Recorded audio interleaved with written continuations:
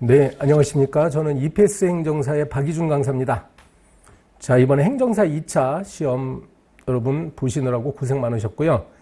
행정 절차론 과목 해설 강의를 해드리도록 하겠습니다.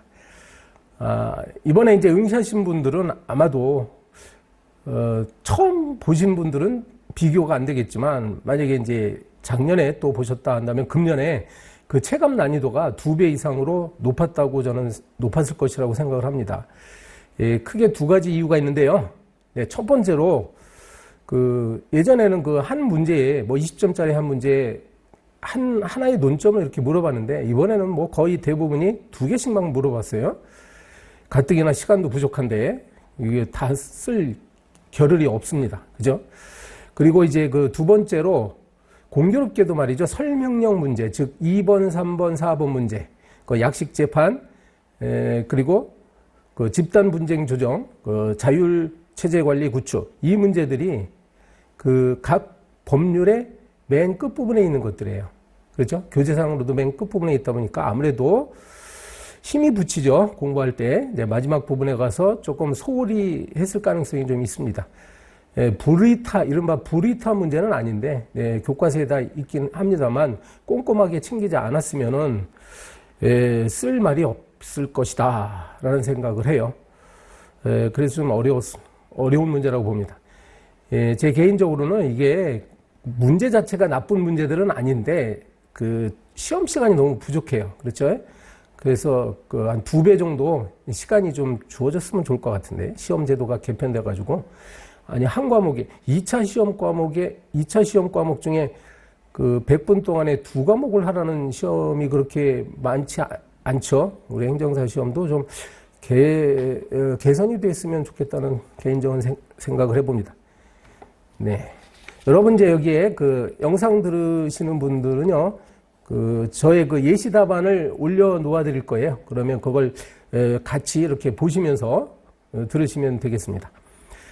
이 해설 강의는 이번에 시험 치르신 분들도 계실 테고, 그리고 이제 앞으로 행정사 시험 준비에 이제 관심이 있으신 분도 어떤 시험 문제가 나오는지 궁금해 하실 수도 있기 때문에 아마 이 강의를 들으실 겁니다. 그러면 처음에는요, 이번에 당장 시험을 보신 분들의 궁금증을 해소해 드리기 위해서, 상세한 해설에 앞서서요, 제가 여러분 자료에 총평에다가 써놓은 내용을 간략히 소개해 드릴게요. 전반적으로 한번 어떠한 점들을 유의했어야 되느냐 말씀을 드리도록 하겠습니다. 문제 1번 40점짜리로 크게 나왔고요. 네, 20점짜리 두 문제로 이렇게 나누어져 있는데, 작은 문제 물음 1 같은 경우는 영업자 지위 승계 신고, 이게 대체적으로 여러분 갖고 계신 교재 판례 자체는 소개가 돼 있을 것이라고 저는 생각을 하는데요. 제 책에도 물론 있습니다. 판례의 내용을 정확히 알았더라면 크게 문제가 되지는 않았어요. 이제 잘 쓸 수 있었습니다. 영업자 지위 승계 신고가 이제 신고의 유형이 수리를 요하는 신고하고 수리를 요하지 않는 신고인데, 그 두 가지를 먼저 쓰시고요. 답안지에다가 쓰시고, 그러면 영업자 지위 승계 신고는 이제 수리를 요하는 신고다. 이게 판례 입장이기도 하죠. 네. 그 내용을 쓰라는 겁니다. 크게 문제가 되지는 않죠. 그리고 이제 당사자 등이 되는지 이렇게 또 이것도 물어봤는데, 이 문제는 여러분, 행정사 실무법에 행정심판법도 공부하시죠?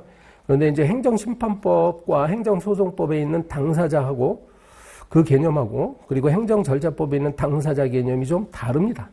그러니까 분명히 출제할 만한 문제였어요. 그러면 행정절차법에 어떻게 당사자가 규정되어 있느냐? 처분의 직접 상대자는 당사자고, 그리고 이제 행정청이 직권으로 또는 신청에 따라서 행정절차에 참여하게 한 이해관계인, 네, 그분도 이제 당사자에 속하거든요. 네, 거기에 해당한다는 것을 포섭해주는 문제였습니다. 네, 그런 내용을 중심으로 쓰시면 오히려 이번에는 설명형보다 사례형은 굉장히 쉬웠을 것 같아요. 근데 이제 사례형도 예년에 비해서 조금 어려웠습니다, 사실. 근데 이제 상대적으로 쉽지 않았을까 생각을 해요. 그리고 이제 물음 2 같은 경우는 이제 상황을 반대로 냈죠. 그러니까 이런 걸 조심하셔야 돼요. 물음 1은 수리를 할 경우 나왔죠. 의뢰 신고를 수리할 경우. 여러분, 영업자 지위가 승계될 때 양수인이 행정청에다가 신고를 하는 겁니다. 그래서 양수인이 신고했을 때 수리할 경우를 물어봤고, 물음 2는 이제 을에 대해서 이제 을에 수리하지 않을 경우에, 그죠? 수리하지 않을 경우를 또 가정을 한 거예요. 그러니까 물음 1과 물음 2는 이제 독립적인 문제예요. 이런 걸 잘 구별하셔야 됩니다. 그때 물음 2는 이제 그것만 잘 파악하시면 처분의 사전 통지와 이유 제시는 뭐 지금까지 기출문제 중에 가장 많이 출제된 주제였으니까 아마 잘 쓰셨을 것이라고 봅니다. 사전 통지는 하지 않아도 돼요. 결과적으로 판례에 따라서 하지 않아도 되고 이유 제시는 해야 됩니다. 그리고 집단 분쟁 조정을 쓰실 때요. 제가 시험이 끝나고 나서 여러분 많은 분들이 참여한 어떤 카페에 들어가서 이렇게 대화 내용을 쭉 보니까 이거를 단체 소송의 문제로 오해를 하신 분도 꽤 계시는 것 같아요. 아마도 이러한 현상이 나타나는 것은 정확한 공부가 안 돼 있기 때문에 그렇습니다. 그리고 전반적으로 체계를 이해를 하지 못해서 그래요. 분명히 명확히 다른 제도인데 아마 출제자도 이렇게 어설프게 공부하신 분들 좀 당황시키려고 문제를 낸 것 같습니다. 이거는 집단 분쟁 조정이고요. 여기서 먼저 말씀드릴 거는 제 교재도 그렇고 모든 강사님들의 교재에는요, 목차가 개인적인 집단 분쟁 조정에 대해서 앞에 설명이 돼 있고, 그리고 바로 뒤에 집단 분쟁 조정이 또 설명이 돼 있어요. 왜냐하면 이제 법률이 그렇게 나눠져 규정돼 있으니까 그렇게 교과서는 그렇게 써 있는데 이 문제는 집단 분쟁 조정은 개인 분쟁 조정을 기초로 하는 거예요. 그러니까 일반적인 절차는 개인 분쟁 조정 절차를 당연히 기본으로 하고 거기에다가 이제 집단 분쟁 조정의 내용, 그것이 49조의 법 49조의 특례 조항으로 있을 뿐입니다. 따라서요, 그냥 이걸 아무 생각 없이 교과서만 그냥 막 암기하려고 목차 암기하고 이러신 분들은요, 아마 49조 이야기만 썼을 것 같은데 출제자는 그거 노렸을 것 같아요. 특례 조항만 쓰는 것이 아니라 일반적인 분쟁 조정 절차를 여기다도 써야죠. 그렇죠? 이따가 보겠습니다, 여러분. 자. 그리고요, 약식 재판에 대한 이의 신청. 약식 재판에 관련돼 가지고는 여러분 책에 쭉 있죠. 근데 이번에 약간 좀 구석진 데서 물어보긴 했습니다. 앞에 부분은 이제 이의 신청에 관한 법원 처리 절차를 일반적으로 쓰시면 되는데 뒤에 이의 신청 취하와 이의 신청 각하. 평소에 이 취하와 각하 부분을 공통점, 차이점을 설명을 하고 있는데 이걸 별도로 아마 정리하신 분은 없었을 것 같아요. 그죠? 제 책을 비롯해서 모든 교재도 이렇게 공통점과 차이점으로 나누어서 설명을 하고 있지 않습니다. 이런 문제가 한 문제씩 나와요. 좀 당혹스럽게 하는데, 좀 발상을 잘 하셔가지고, 창의적으로 좀 잘 쓰셔야 됩니다. 분명히 차이점을 비교하라고 했잖아요. 여러분, 비교하라는 것은 이제 항목별로 카테고리를 나누어서 해야 돼요. 그게 올바른 답안입니다. 우리 행정사 기출문제 중에 예전에 행정 예고와 입법 예고를 비교 설명하라는 문제가 나왔어요. 그때도요, 모든 교재는 그것을 비교하고 있지 않습니다. 그렇죠? 그렇지만 이제 짧은 수험 시간에 누가 순발력을 발휘해가지고 차이점을 잘 쓰시느냐. 그러니까 논리적으로, 체계적으로 이렇게 쓰시는 게 좋죠. 두루뭉실하게 쓰면 출제자의 의도에 맞지 않습니다. 이 공통점은 약식 재판이 확정된다는 거는 명확한데, 이제 차이점을 쓰실 때 여러분 목차 구성을 어떻게 해야 될지 참 어려웠을 거라고 생각을 합니다. 제 예시담을 한번 참고해 주시고요. 그리고 이제 문제 4번은 이거는 크게 제가 설명드릴 건 없습니다. 네, 여러분 이제 책에 있는 내용을 최대한 기억을 살려서 책에 있는 순서대로만 그냥 쭉 쓰시면 되는 문제였습니다. 그것은. 자, 전반적으로 한번 살펴봤고요. 그럼 다시 1번 문제로 넘어가겠습니다. 1번 문제로 가셔서, 자, 이 사안. 자, 지금부터는 이제 이번에 시험 안 보신 분들도요, 한번 눈여겨보시면 좋을 것 같아요. 이제 행정 절차론의 문제는 이런 식으로 출제가 됩니다. 자, 갑이라는 사람이 있고요. 갑은 어떤 소재 건물이 있어요. 갑이 소유하고 있는 건물에서 유흥주점을 영업을 하고 있었죠. 그러니까 건물주가 자기 건물에서 영업을 할 수도 있죠. 이걸 금지하는 건 아니니까. 근데 이런 사례는 내가 처음 봤어요. 네.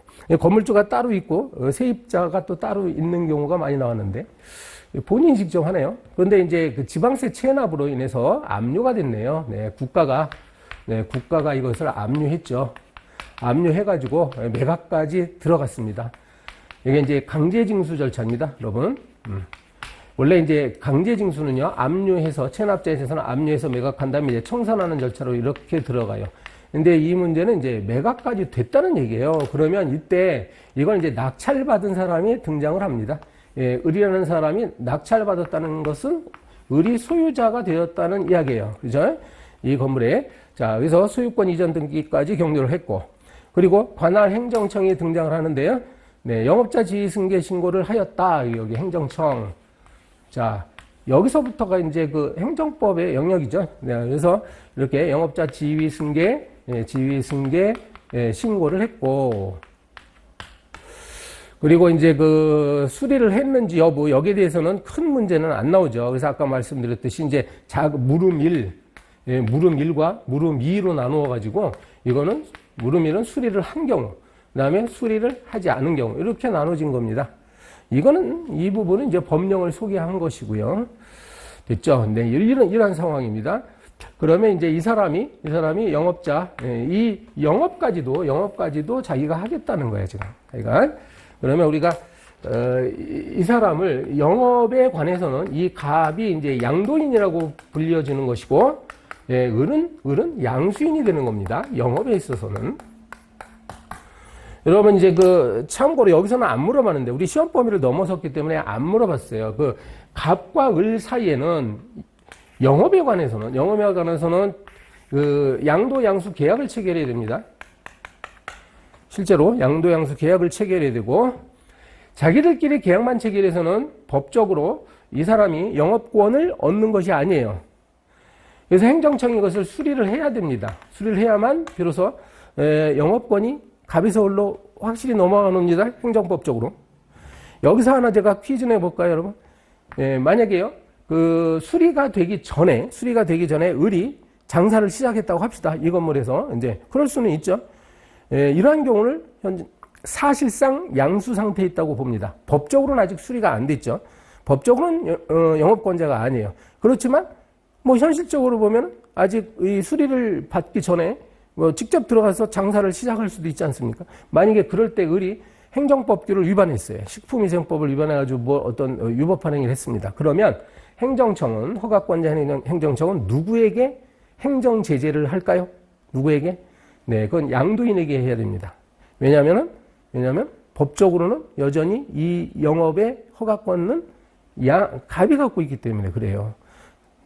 이런 상황을 과연 여러분이 정확히 아셔야 되는데, 정확히 알면은 어렵지 않습니다. 여러분, 케이스 문제라고 해서 어려운 것은 아니고요. 문장만 긴 거예요. 이 부분을 잘 모르면은 상당히 어려운 문제로 받아들여지겠죠? 네. 근데 제 바람은요, 이 정도는 제가 지금 칠판에다가 판서를 하면서 설명해 드린 이 정도는 우리가 행정사 시험 공부하시는 분들은 충분히 공부가 돼 있어야 되지 않느냐, 이렇게 생각을 합니다. 그래야 문제를 풀죠. 그렇죠? 네. 그러면 첫 번째 문제가, 만약에 영업자 지위 승계 신고의 법적 성질은 간단히 말씀드릴게요. 여러분, 해설서를 보세요. 신고가 뭔지에 대해서 한번 쓰셔야 되죠. 앞에 신고의 의미. 근데 신고는 두 가지 유형으로 나눠진다. 이 내용을 쓰셔야 되고, 아마 이건 잘 아실 거예요. 그죠? 두 가지. 다른 명칭으로 자기완결적 신고, 그리고 행정요건적 신고, 이렇게 나눠지고요. 수리를 요하지 않는 신고, 수리를 요하는 신고, 이렇게 나옵니다. 여러분, 이제 1차 과목의 행정법을 공부하게 되면 좀 더 자세히 공부하실 텐데, 이렇게 신고의 유형을 두 가지로 나누는 실익은 어디에 있습니까? 행정요건적 신고 같은 경우는 이 신고를 행정청이 수리를 하지 않았을 때, 이건 거부 처분으로 봐서 상대방은 행정심판이나 행정소송으로 다툴 수 있습니다. 그러나 이제 수리를 요하지 않는 신고로 해석해버리면 그냥 적법한 요건을 갖춰서 신고서를 행정청에 제출하는 순간 이 사람은 신고 의무를 이행한 것이 돼요. 바로 그래서 영업자 지위 승계의 법적 효과가 나타난다는 것이에요. 어떻습니까? 실제로는 어떤 것이 맞죠? 영업자 지위 승계는. 그래서 이미 말씀드렸죠. 이 갑과 을 사이에 양도양수 계약만으로는 안 됩니다. 그리고 양수인이 신고했다고 해서 그것만으로는 안 되고요. 행정청이 이제 실질적인 심사를 해요. 실질적인 심사를 해서 과연 이 사람이 영업자로서의 요건을 다 갖췄는지를 검토하고 그리고 나서 이제 수리를 해주는 것입니다. 됐죠? 네. 그러면 이 물음일의 앞부분은요, 행정요건적 신고라는 것을 밝히면 됩니다. 여기에 그 판례가 있기 때문에 판례를 쓰느냐 안 쓰느냐에 따라서 여러분 점수가 많이 차이가 날 거예요. 판례가 말합니다. 거기 한번 보세요. 이 영업자 지위 승계 신고를 수리한다는 것은, 행정청이 수리한다는 것은 이 양도인 양수인 간에 이러한 계약이 있었다는 사실을 단순히 접수받는 사실상 행위가 아니라 수리함으로써 양도인이 갖고 있던 영업권은 상실이 되고, 그리고 양수인에게 이러한 영업을 할 수 있는 권리를 부여해주는 행위예요. 이게 처분입니다. 행정 처분입니다. 판례의 입장도 역시 따라서 이것을 행정요건적 신고로 보고 있다는 것은 분명합니다. 그래서 이건 정답이 있어요. 그죠? 앞부분은 정답이 있는 문제입니다. 법적 성질은 이런 식으로 결론을 내리면 돼요. 그리고 이제 여기서 이 같은 판례에서 또 계속 이야기를 하는데요. 그 판례의 뒷부분을 또 물음일에 이 부분에다가 써먹어야 되겠죠. 예, 당사자. 행정절차법상 당사자는 아까 말씀드렸는데 처벌에 직접 상대방이 되는 사람뿐만 아니라 그 다음에 행정청의 직권 또는 신청에 의해서 행정절차에 참여하게 된 이해관계인도 들어간단 말이에요. 네. 그래서 판례가 같은 판례인데 계속 말을 합니다. 이 사람은 지금 어떤 법적 지위를 갖고 있느냐. 요 행정청이 수리하는 행위에 의해서. 수리를 하는 순간, 어때요? 수리하는 순간 이 사람이 갖고 있는 영업권은 소멸한다고요. 소멸한다고. 그러니까, 수리 행위, 수리를 둘러싼 법률 관계에 있어서 이 사람은 분명히 이해관계인을 넘어서 사실은 판례는 말합니다. 이 수리 처분의 상대방이라고도 합니다. 그렇죠? 이 수리는 양수인이 신고한 걸 수리하는 거지만 사실은 수리함으로써 이 갑의 영업권을 상실시키는 어떤 처분이에요. 그러한 측면에서는 이 수리행위의 상대방이라고 할 수 있죠. 어쨌거나 분명히 행정절차법에서 말하는 이해관계인에 속합니다. 이걸 포섭해 줘야 되는 것이에요. 알았죠? 그것만 쓰는 것보다 혹시 점수를 최대한 받으시려면 행정절차법에서 말하는 당사자 등이 될 수 있는 자격이 되는 자는 또 무엇이냐. 제 해설제고 3번 항목이에요. 당사자가 될 수 있는 사람은 자연인, 그리고 법인, 그 다음에 법인 아닌 사단, 재단 이렇게 돼 있죠. 그리고 다른 법령 등에 의해서 권리를 그러니까 권리 의무의 주체가 될 수 있는 사람. 이렇게 되어 있습니다. 그래 놓고 이제 그 판례를 살짝 또 다시 언급해 주는 게 좋아요. 답안지에다가는 판례가 있기 때문에 케이스 문제는 대개 출제를 하는 거거든요. 그러니까 답안지를 받아봤을 때, 야, 판례가 뭐였지? 빨리 떠오르셔야 됩니다. 생각이 안 나면 할 수 없죠. 여러분의 행정법은, 이게 행정법 영역이잖아요. 이런 행정법은, 혹시 판례가 생각이 안 나더라도 행정법의 일반 원리에 따라서, 일반 법리에 따라가지고 풀어나가면 사실은 기본 점수는 다 받을 수가 있습니다. 자, 그래서 당사자에 속한다. 이렇게 하면 돼요. 그죠? 여러분? 네. 이렇게 해서 물음 2를 해결을 했습니다. 그러면 이제 물음 2로 가시는데, 물음 2로. 이번에는 수리하지 않을 때, 수리를 안 했다 이거죠. 거부했다는 거예요, 여러분. 수리를 하지 않았다는 거, 이걸 해석을 해 주셔야 되는데, 이 수리의 개념이 뭡니까? 수리의 개념이 이게 처분이거든요. 학문적으로는 이것이 준법률, 행위적, 행정행위 중에 여기에 4가지가 있습니다. 확인, 공증, 통지, 수리. 이 수리예요, 이거. 그러니까 분명히 행정행위고 쟁송법상으로는 이게 처분이거든요. 그럼 양수인은요, 의뢰원 행정청한테 요 수리, 즉 처분을 신청한 거예요. 처분을 해달라고. 근데 수리를 하지 않았다는 건 뭐죠? 처분을 거부한 거죠. 거부했기 때문에 이건 거부 처분입니다. 이것을 전제로 해야 이 물음 2를 해결할 수가 있어요. 이걸 확정시켜야 됩니다. 알았어요? 법적 성질이 뭔지. 수리를 하지 않았다는 것이 도대체 무슨 말이냐. 수리하지 않을 경우. 이건 뭐라고요? 거부 처분한 거예요. 그래 놓고 이제 이것이 생각이 나면, 이제 여러분 평소에 준비한 내용 이제 쓰시면 됩니다. 사실은 이 부분은 제가 이미 공부하신 분들한테는 별로 설명할 것도 없어요. 그죠? 이게 처음 공부하신 분들이 계시기 때문에 예, 말씀을 드리면 사전 통지라는 거는 이게 그 행정청이 상대방한테 불이익한 처분할 때 상대방의 권리를 제한하거나 의무를 부담시키는 걸 불이익한 처분이라고 해요. 지금 이제 불이익한 거예요, 이거. 예, 불이익한 겁니다. 이럴 때 미리 통지를 해주도록 돼 있어요. 그래서 우리가 이러이러한 처분을 당신한테 할 테니 언제까지 의견을 제출하시기 바랍니다. 그러면 행정청은 제출된 의견을 청취해서 이걸 반영함으로써 처분을 적정하게 하고자 하는 제도예요. 사전 통지. 그죠? 예, 그래서 우리 그 절차법을 보면 이제 사전 통지를 하지 않아도 되는 경우가 있습니다. 하지 않아도 되는 경우가 있습니다. 뭐, 긴급히 처분하는 경우, 해설지 보세요. 그 다음에 어떤 자격이 없게 되면 일정한 처분을 반드시 해야 되는데 그 자격이 없어졌다는 사실이 법원의 재판 등으로 인해서 객관적으로 증명이 됐을 때, 그리고 의견 청취가 불가능하거나 뭐 심히 곤란한 경우, 이 세 가지 경우는 사전 통지하지 않아도 되는데요. 예, 그러니까 문제를 풀 때 이러한 사전 통지를 생략할 수 있는 사유에 해당하는지 분석해 줘야 돼요. 보면 지금 말씀드린 세 가지 경우에 해당하지 않습니다. 일단 뭐 긴급한 상황도 아니잖아요. 이런 것들이 뭐 자격과 관련된 문제도 아니고 의견 청취가 뭐 불가능합니까? 다 할 수 있죠. 그런데요, 그건 당연히 써야 되는데 이 사전 통지에서 이 문제의 핵심은 판례가 있었다는 거죠. 예, 판례가 있어가지고 거부 처분 같은 경우는 이제 사전 통지를 하지 않아도 됩니다. 뭐 이게 판례니까. 네, 여러분 이제 결론 내릴 때 나는 이제 판례에 입각해서 뭐 이렇게 검토해 보니 판례에 따르면 예, 사전 통지를 생략할 수 있지 않느냐. 네, 이렇게 결론을 내리면 되는 겁니다. 예전 문제 같으면 이게 사전 통지만 물어봤는데 이번에 또 이유 제시까지 또 물어봤어요. 네, 이제 이유 제시는요, 사전 통지와 달리요. 사전 통지 이제 불이익한 처분에 대해서 하는 건데 이유 제시는 불이익한 처분이건 수익적인 처분이건 상관없습니다. 모든 처분할 때 행정청은 모든 처분할 때 처분의 원인이 되는 사실, 그 다음에 근거가 되는 법령을 구체적으로 밝혀야 돼요. 이게 이유 제시예요. 그럼으로써 상대방은 이제 처분의 이유를 알게 되면 여기에 대해서 적정하게 대처할 수가 있죠.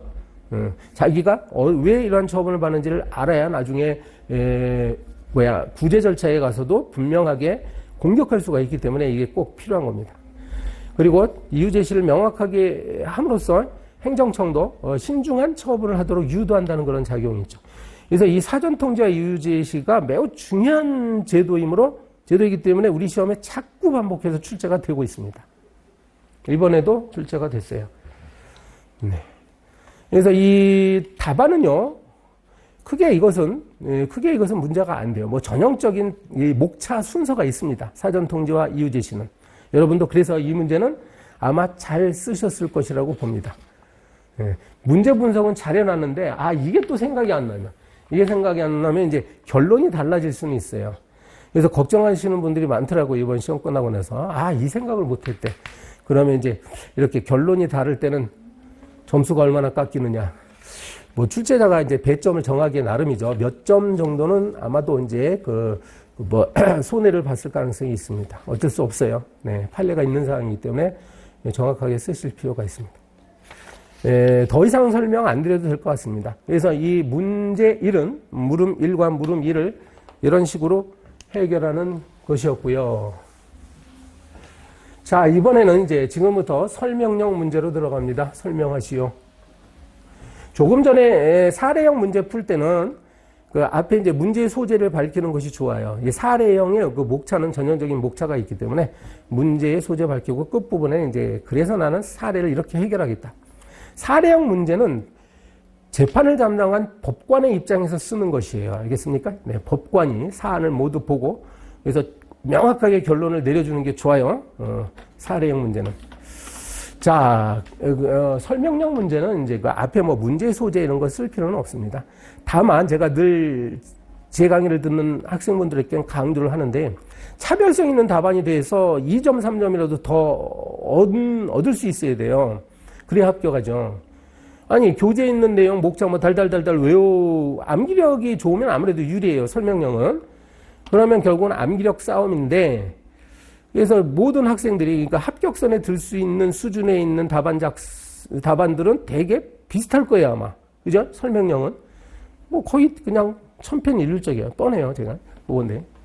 그것마저도 못 써서 사실은 점수를 못 받는 것인데, 그래서 이 설명형일지라도요, 뭔가 그 채점자에게 어필을 해야 돼요. 나는 이 출제된 문제가 왜 출제되는지 알고 있다. 선생님 참 훌륭한 문제를 내셨습니다. 중요한 문제군요.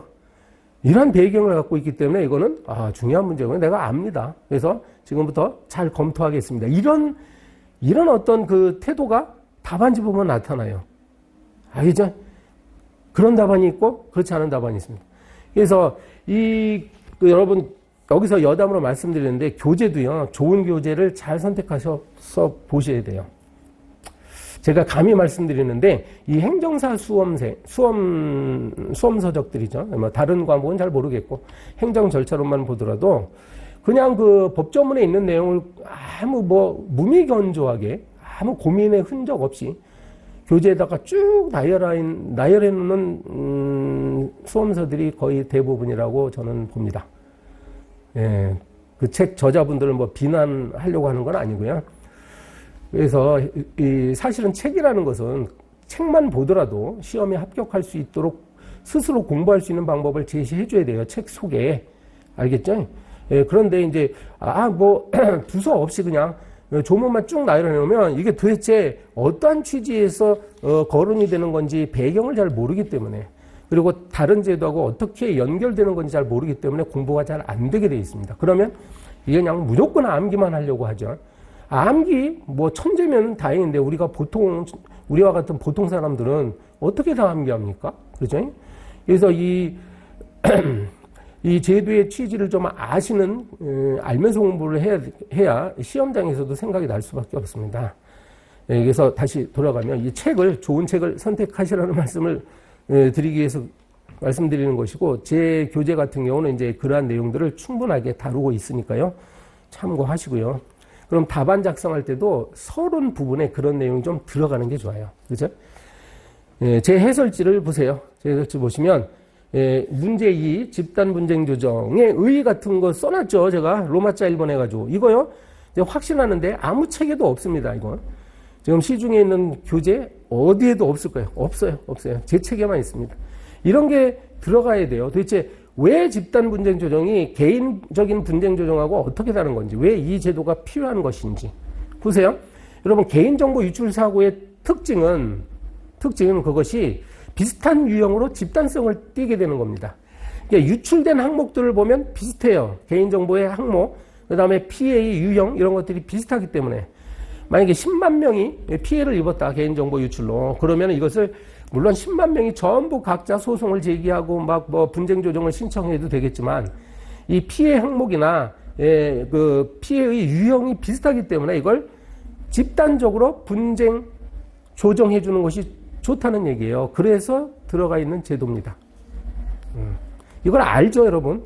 아시는데 답안지에 쓰셨을까요? 과연? 대부분의 응시자들은 못 썼을 것 같아요. 그러면 이제 그 시험 문제에서 이번에 실시 요건 쓰라니까 처음부터 그냥 실시 요건 그래서 썼을 거예요, 분명히. 네. 거기 제 해설지 보시면 로마자 2번부터 쓰셨다는 얘기예요. 이거는 이제 법에 있으니까 기억이 나면은 쓰는 것이고, 기억이 안 나면 못 쓰는 거예요. 그죠? 이 설명형 문제는 제가 해설 강의를 통해서 여러분에게 다 자세히 설명할 필요도 없습니다. 책에 다 있는 것들이에요. 그죠?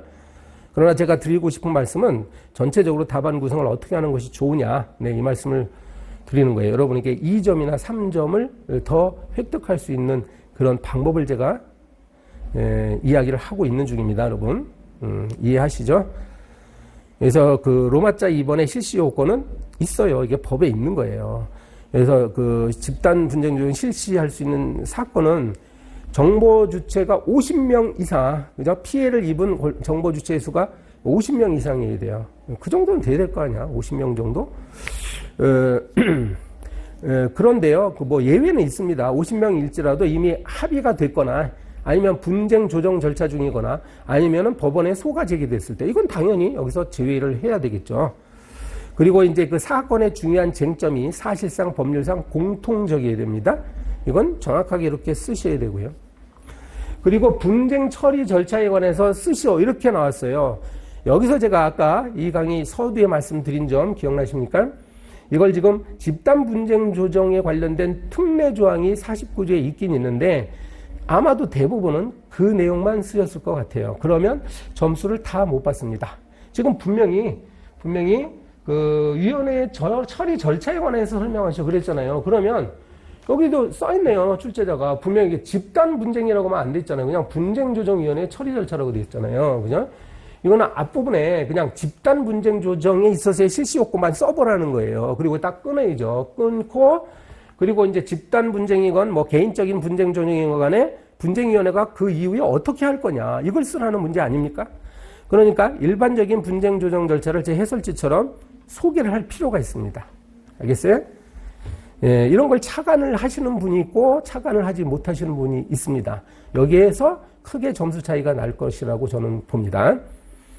예, 그래서 해설지 기준으로 7페이지에 나와 있는 이 내용들은 여러분 다 공부를 또 했어요. 충실히 공부하신 분들은 다 압니다. 자료를 이제 필요한 자료를 분쟁 조정에는 필요한 자료를 당사자에게 이제 요청할 수도 있고 소속 공무원으로 하여금 자료를 조사하거나 열람하게 할 수도 있고 관계기관의 협조를 요청할 수 있고 당사자를 또 위원회에 출석시켜서 진술을 구할 수도 있고 그렇습니다.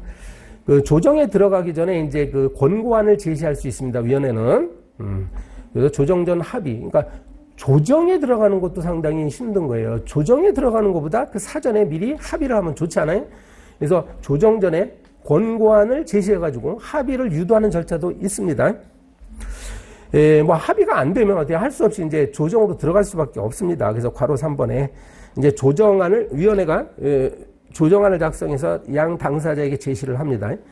양쪽에서 다 이걸 수락을 하면 조정이 성립이 돼요. 근데 수락을 하지 않았을 때는 한쪽이라도 수락을 하지 않았으면은 조정이 성립이 안 되죠. 그러면 끝내 어디로 가요? 그냥 소송으로 갈 수밖에 없습니다. 다행히도 조정이 성립되면 그 재판상 화해가 성립되는 것으로 봐요. 이 말은 뭐예요? 재판상 화해. 그러면 마치 재판 절차를 거친 것으로 봅니다. 이 말은요, 이른바 이제 어려운 얘기인데 기판력이라는 게 발생을 해요. 그래서 더 이상 이걸 소송으로 다툴 수 없게 됩니다. 확정된 사건이라고 보는 것이에요. 이런 내용이 여러분 생각해 보세요. 이런 내용이 들어가야 될 것 같지 않습니까? 제 말씀이 맞아요. 그죠? 20점짜리인데 설마 집단 분쟁 조정에 거기 몇 개 조문만 쓰라고 했을까요? 이렇게 해놓고 물론 집단 분쟁 조정에 특례 조항이 있습니다. 여러분 해설지 기준으로 8페이지에 있어요. 8페이지에 14일 이상 공고를 해야 되고요. 공고를 할 때는 인터넷 홈페이지나 일간신문에다가 공고를 합니다.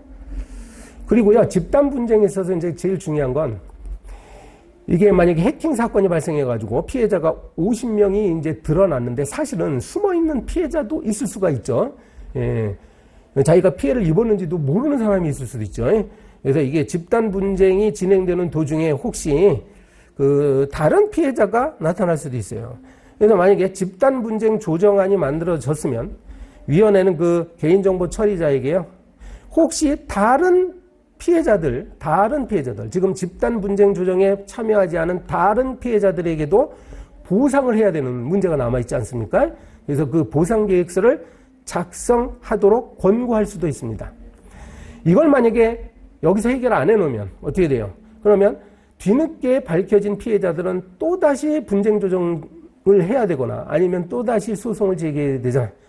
그래서 미리미리 예방 차원에서 야 그럼 보상 계획서도 미리 작성해놔라. 이렇게 권고할 수 있다는 얘기예요.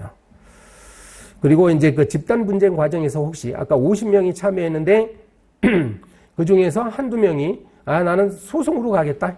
법원에다 막 소를 제기해버리면 어떻게 될까요? 이런 것. 정확히 쓰셔야 되는데 이때는요. 그 집단 분쟁 조정 절차를 정지시키는 건 아닙니다. 그래서 이 경우는 이제 그 사람만 제외하는 거예요. 그 사람만 제외합니다.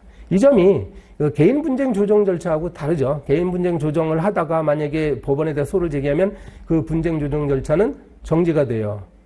그래서 이 부분이 특례 조항이니까 이런 내용을 쓰는 겁니다. 근데 다시 말씀드리면 집단 분쟁 조정 절차에 특례 조항만 쓰면 전체를 보여주는 게 아니잖아요, 지금. 네. 그래서 어떤 문제의 취지인지 알겠죠? 어떤 취지의 문제인지 아실 겁니다. 이제 막상 이러한 것이 시험장에서는 생각이 잘 안 납니다. 생각이 안 나는데 끝나고 나서 이런 해설 강의를 들으면 아 그렇구나. 이게 여러분 이해가 되실 거예요.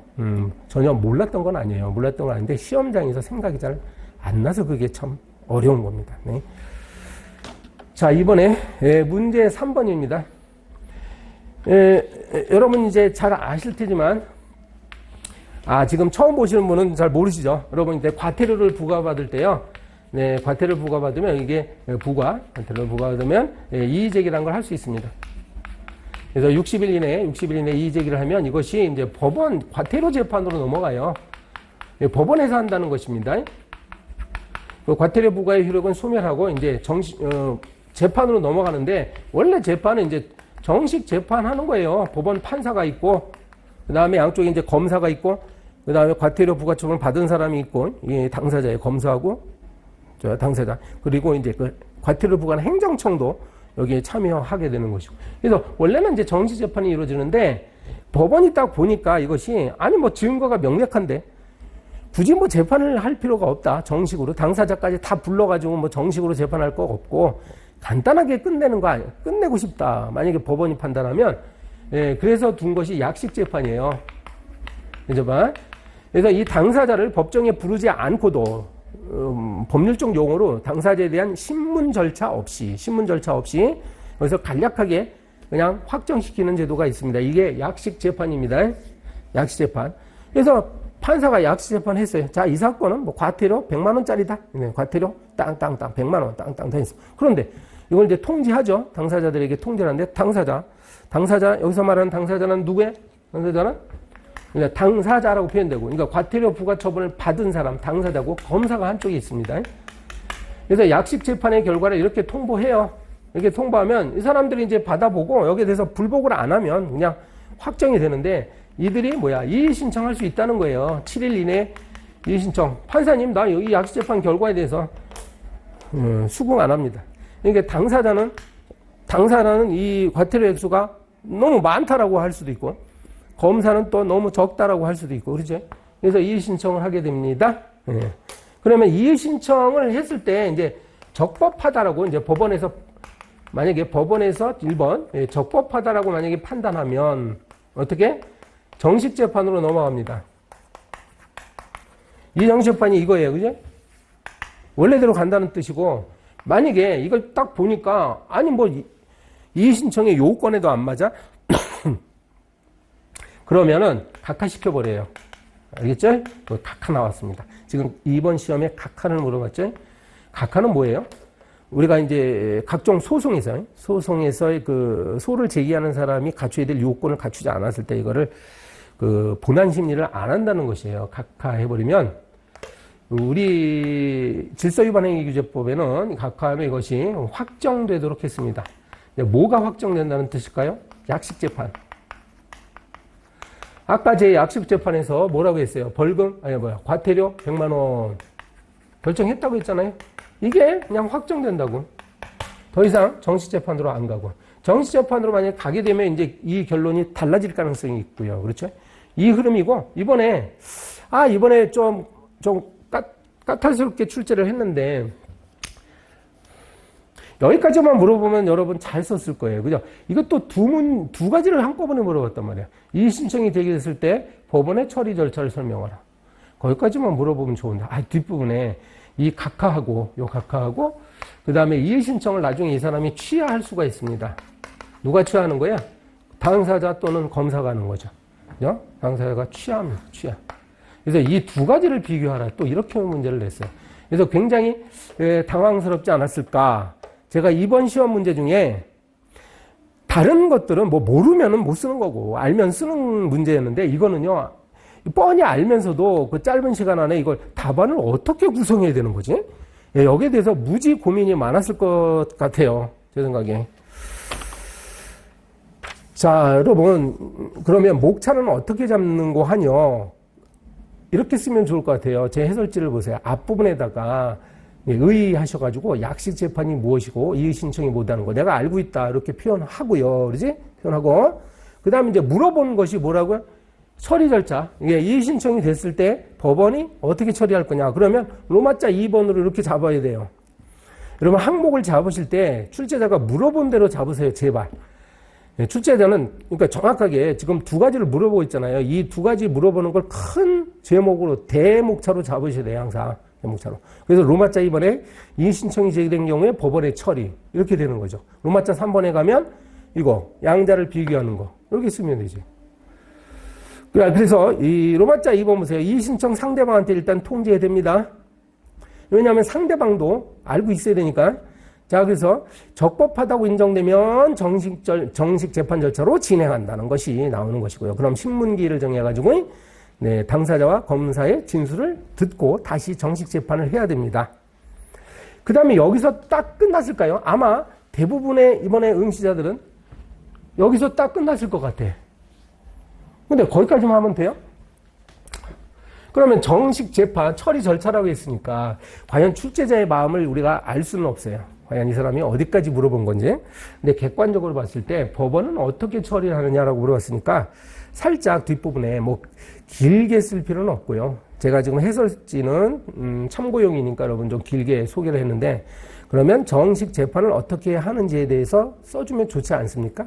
네, 저는 그렇게 생각하는데 아마 다른 의견이 있을 수도 있어요. 이 부분은.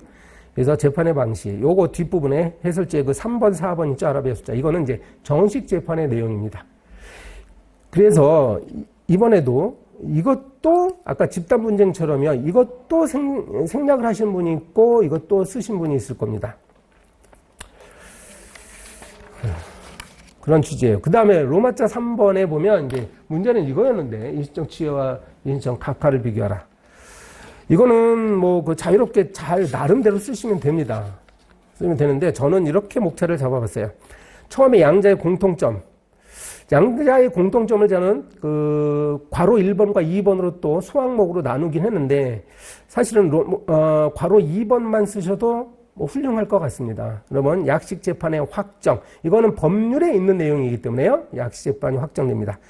그래서 이 당사자나 검사가 이의 신청을 취하거나 아니면 이제 각하되거나 그러면 약식 재판은 확정돼요. 이걸 쓰라는 문제였어요. 근데 저는 여기 좀 아쉬우면 이것만 쓰면 달랑 쓰면 아쉬울 것 같아서 제가 괄호 1번도 써놓은 겁니다. 아, 이거는 이제 약식 재판에 대한 이의 절차와 관련된 것이다. 이 두 가지는 약식 재판의 이의 절차를 종결시키는 그런 효력이 있어요. 그것도 뭐 공통점이라고 저는 이제 생각을 한 것이고요. 그리고 이제 문제는 차이점인데 차이점을 어떻게 쓰냐 이거야. 이 법 조문에 있는 내용만 쭉 쓰면 이게 과연 차이점일지 잘 불분명합니다. 아마 거의 대부분 아마도 응시하신 분 거의 100%는 차이점을 그냥 두루뭉실하게 썼을 것 같아요. 네, 그죠? 취하가 뭐고 그리고 각하가 뭔지 거기에 대해서만 그냥 쓰고 말았어요. 그런데 이게 조목조목 참 어려운 이야기지만 조목조목 나눠보면 먼저 의미를 쓰시고요. 이의 신청 취하는요. 이의 신청을 했던 사람이 자기의 의사표시를 철회하는 행위입니다. 철회입니다.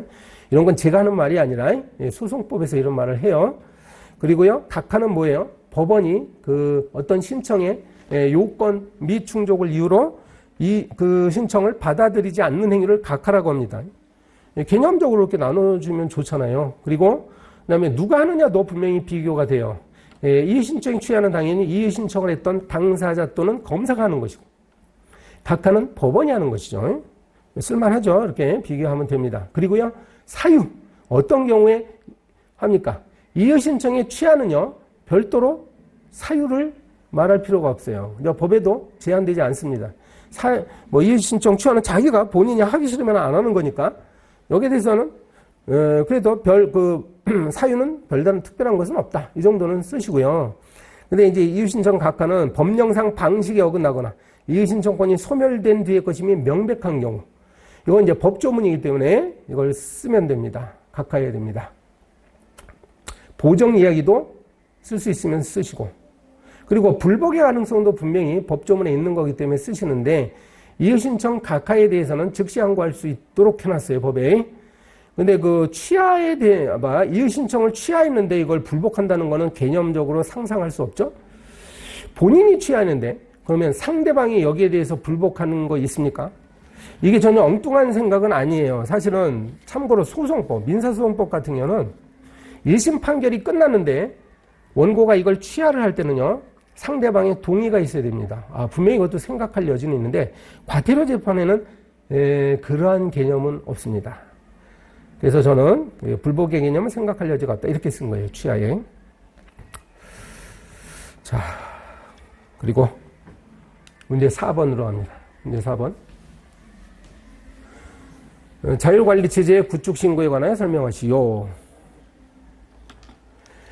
이거는 아마 쓰신 분은 잘 쓰시는데 또 이거 신경 안 쓰고 암기를 안 해놨으면 뭐 엉뚱하게 문제 4번에 가가지고 막 점수 차이가 팍팍 날 가능성이 있어요. 항상 그래요. 문제 4번쯤 가게 되면 시간도 부족하고 막 날아갑니다. 모든 논술식 시험을 보면 맨 마지막 문장 되면 막 날아가게 돼 있어요. 그래서 시간 조절을 잘 하셔야 돼요. 논술 시험은. 자, 문제 4번. 자, 이것도요, 크게 설명드릴 건 없습니다. 사실, 여러분, 각자 갖고 계신 책이 다 다를 텐데, 거의 다 똑같이 써 있어요. 자율관리체제. 그러나, 또 제 자랑 말씀드리면, 제 책만큼은요, 맨 앞에 항목이 있습니다. 제 교재는요, 해설서에 보면, 로마자 1번에 있는 내용 있죠? 자율관리체제가 왜 필요한지, 왜 도대체 우리 행정, 절차론에서 이걸 다루고 있는데, 행정절차법에 왜 이게 있는지를 쓰시면 좋을 것 같습니다. 이 내용은 제 교재에 있는 걸 그대로 옮겨놨습니다. 자율관리체제의 필요성이죠. 종래에는 이제 행정기관이 모든, 제가 행정절차법이라고 했죠? 죄송합니다. 이거 행정조사기본법 얘기잖아요. 행정조사기본법. 행정조사기본법상 종래에는 행정기관이 모든 행정조사를 주도했습니다. 그게 관행이었죠. 그런데 어때요? 행정의 민주성, 자율성, 뭐 이런 것들을 생각을 한다면, 이제 조사 대상자, 즉 국민이 조사 내용을 스스로 신고를 하게 되면 이거는 마치 행정기관이 행정조사한 것처럼 가름해주면 어떨까, 이죠? 성실하게 이러한 신고를 잘하고 관리체제를 잘 운영하는 사람에게는 행정조사를 한 것으로 간주해주고 일정한 혜택을 주는 제도입니다. 그러면 오히려 좋죠. 우리 행정조사기본법의 그 목적은 무엇이라고 배우셨죠? 네.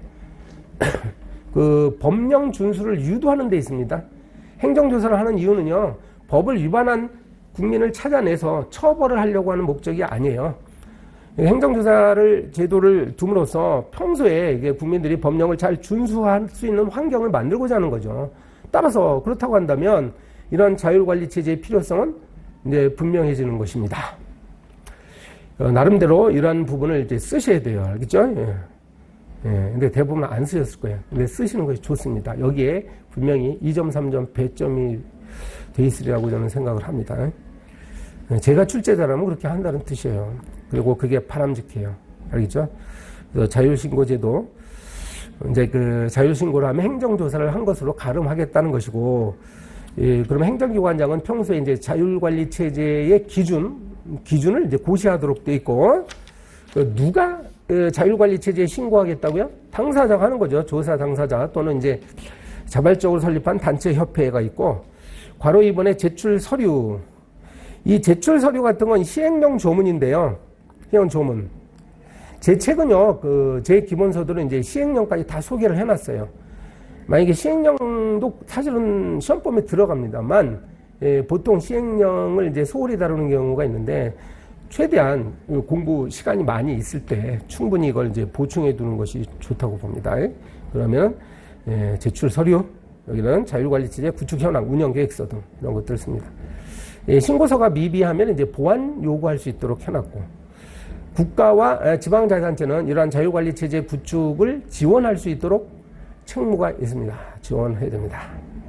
그리고 무엇보다 맨 끝에 빠지면 안 되죠. 로마자 4번에 보면 자율관리에 대한 혜택을 부여합니다. 이제 행정조사를 감면한다거나 아니면 각종 행정상, 세제상 지원을 한다. 이제 세금을 감면해 준다는 말씀이죠. 그래서 혜택을 부여할 수 있습니다. 네, 이렇게 해서 이번 시험을 쭉 살펴봤습니다. 네, 이상으로 이번 시험 문제에 대한 설명을 드렸습니다.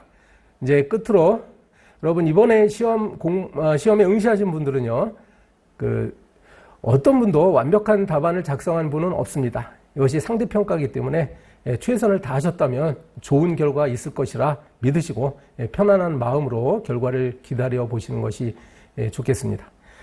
그리고 이제 처음 공부하시는 분들은요, 제가 이 시간에 간간히 말씀을 드렸는데 저의 말씀을 포함해서 이것저것 한번 알아보세요. 그래서 어떤 식으로 공부를 하는 것이 좋은지 전략을 처음에 잘 세우는 것이 무엇보다도 중요합니다.